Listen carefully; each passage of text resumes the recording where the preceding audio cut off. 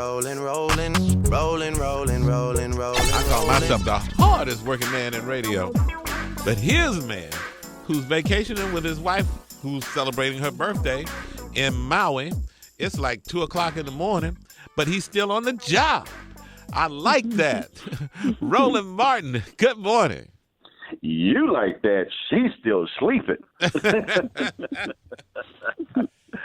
Well, Tom, Sybil, glad to be with you all. Of course, I was going to take the day off, but tomorrow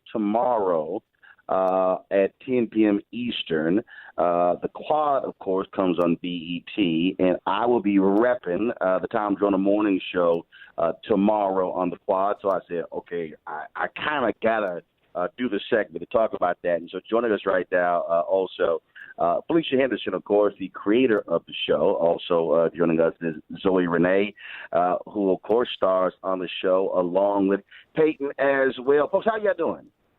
Hey, good morning. Yeah, thanks for writing us into the show. I really appreciate that.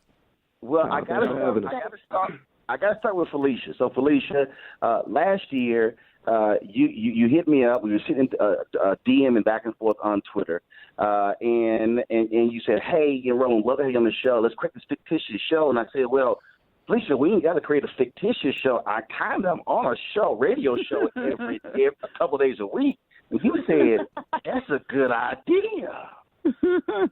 I thought you were trying to get on my show as one of the writers. You started coming up with ideas and pitching ideas and everything. I was very happy. I did not think that it would be, that as easy as you saying, "Hey, I'm kind of on a show," that we could actually use the real Tom Joyner show. So we were very, very excited, and you repped it well. So Felicia, what is the purpose of the Tom Joyner show on the Quad? Are we trying to raise money for the for GAMU, or what are we doing on the show?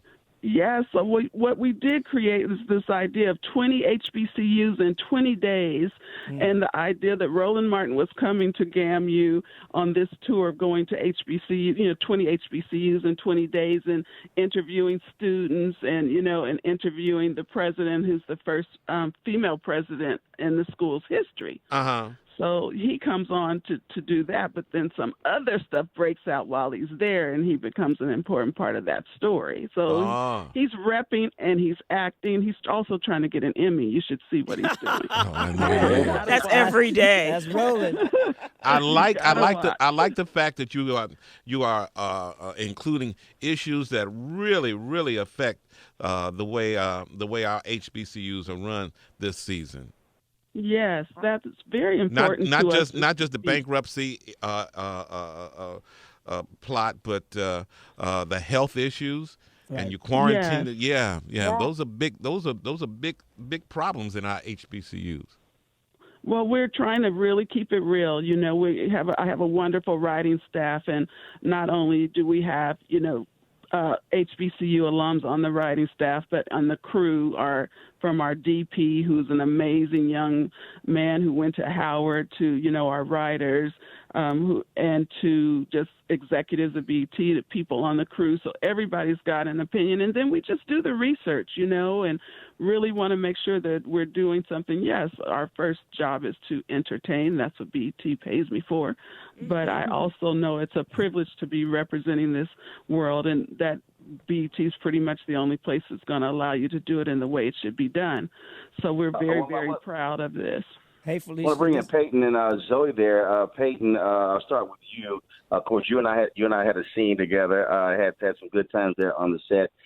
For you, how critically important is it to be able to? What's Peyton's character? Versus hazing. Hazing is one of the critical issues you're dealing with as well.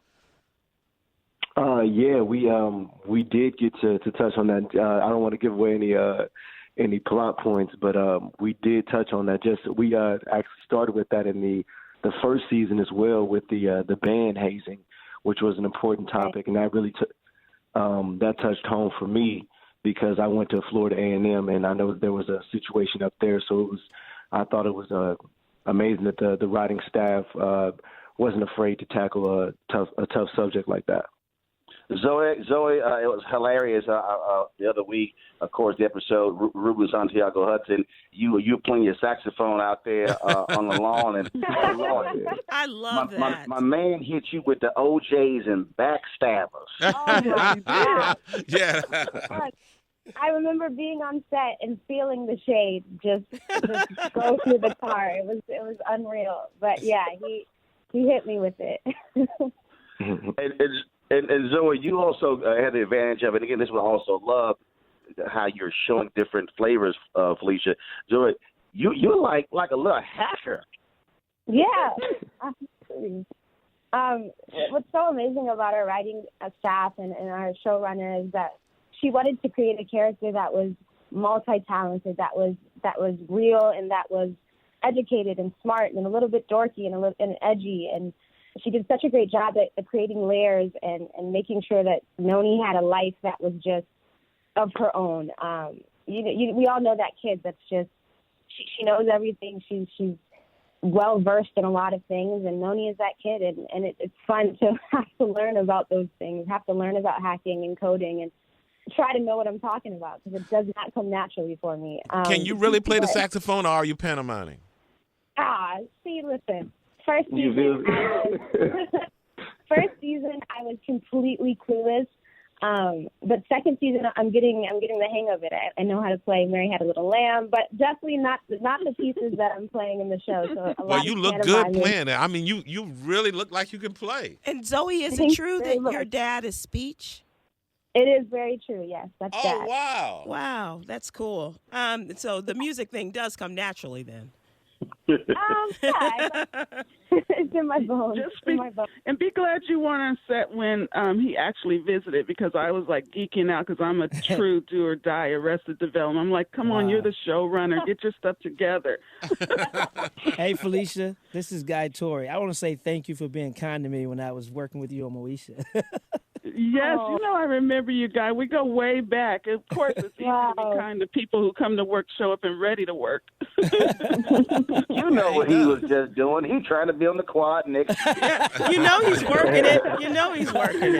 Come on, guys. Come on. But you're absolutely right, Felicia. He shows up for work, and he's ready to work every Monday and Wednesday. I love it. That's my kind right there. Yeah. Well, to everybody, when you see the show, trust me, you're going to see Tom Joyner Morning Show banners, my flag, and Tom. This is so crazy. Tom, they asked me about some gear, and I said, "Oh my God!" From E-Rail and Oscar E-Rail, nobody around there seems to have a Tom Joyner Morning Show polo. But of course, I'll be on the show 10 years this October. It was shocking me. I got a polo about 8 years ago. It was in the back of the closet, and boom. Does it fit? Oh, hell yeah, it still fits, Tom. Now, calm your little self. Now, I might be in Maui, but I'm still black.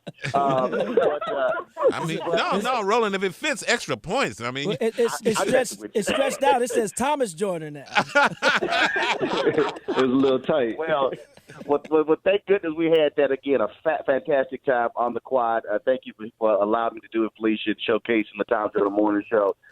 Zoe and Peyton, man, good luck with all of y'all doing as well. Tomorrow night, 10 p.m. Eastern on BET, repping TJMS. And Felicia, may I also thank you for what you do for women in comic books? Yes. Oh, thank you so much. It is my joy. Thank you so very much. And thanks for having us on this morning. Yeah. Thank you. You guys are great. Congratulations. Really? We'll look for you tomorrow night on the quad on BET. All right.